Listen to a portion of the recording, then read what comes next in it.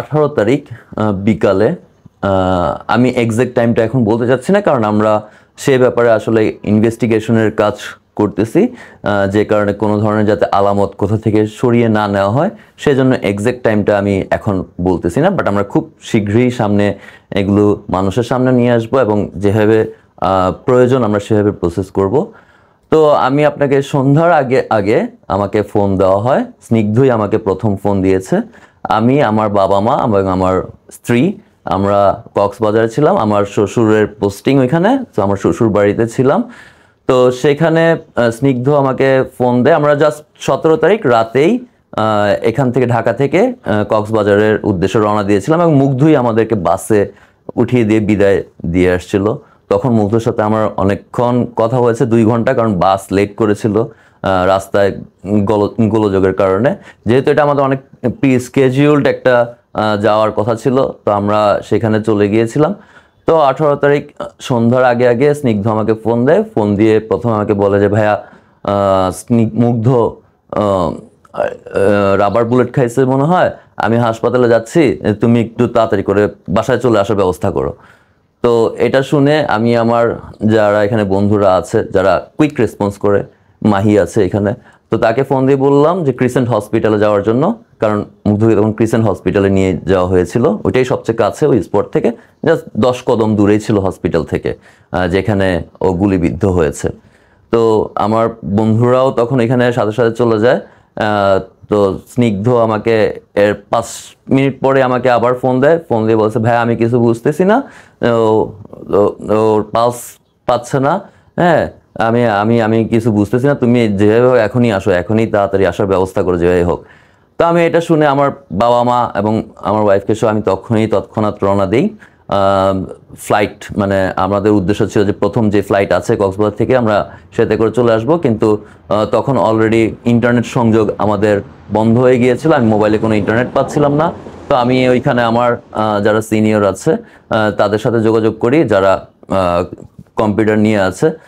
তো তারা আমাকে খোঁজ নিয়ে জানায় যে কক্সবাজারে 6টার পরে, সন্ধ্যার পরে কোনো ফ্লাইট টেক অফ করে না, এটা অনেক আগে থেকেই হয়ে আসতেছে। তো তাহলে আমার এরপরে ছিল চিটাগং, যে চট্টগ্রাম থেকে আমি তাহলে ফ্লাইট ক্যাচ করতে হবে, যে এই হোক ধরতে হবে।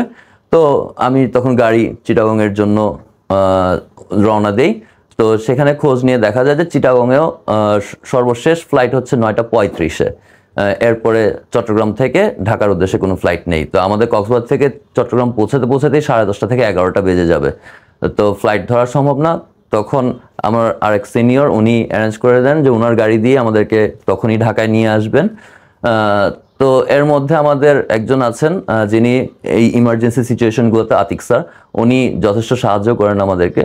তো উনি আমার সাথে যোগাযোগ করে আমাকে অ্যাডভাইস করেন যে এই সময় তুমি আমি তখন খবর দেখতে পারছিলাম না, তো বলতেছে এখন রাস্তার অবস্থা ভালো না, তো আমরা যেতে গেলে যেহেতু আমার সাথে আমার স্ত্রী আছেন এবং মা আছেন, তারা কোনো একটা সমস্যায় পড়তে পারেন, কারণ রাস্তায় কেউ যদি গাড়ির উপরে আক্রমণ করে সে তো আর তখন বুঝতে পারবে না যে আসলে গাড়িতে কারা আছে।